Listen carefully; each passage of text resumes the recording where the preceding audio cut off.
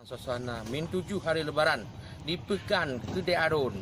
Kami melakukan secara langsung terkini untuk memantau harga terkini perkembangan pasar untuk saat ini. Di kesempatan siang hari ini kita lihat suasana pasar Kedai Arun ini, walaupun pengunjung belum memadati suasana pasar, namun demikian nanti sebentar lagi suasana ini pembeli akan datang. Berbagai kebutuhan lebaran mulai menjadi incaran masyarakat jelang lebaran tahun ini 1440 Hijriah.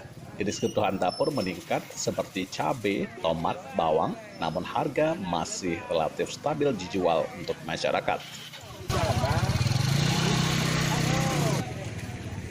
45 lah. 45. Kalau cabai rawit Cabai rawit 35 35.000 ya, per kilogram. Ya, bawang merah masih harga stabil 35, bawang putih udah harga 40 Harga 40.000 per kilo ya. per kilo. Tapi dari harga ini ada keluhan dari masyarakat dalam hal membeli ini? Tidak, biasa aja. Ya. Ada pesan lain kepada pemerintah ingin sampaikan untuk stabil harga mereka? Ya ada. Ada. Ya ada. Omset. Selain itu, kebutuhan lebaran seperti kain, baju, dan juga sandal serta permainan anak-anak juga mulai ada peningkatan permintaan. Dari Kedai Arun, John Heru, Dimas Wadi, Tim Liputan.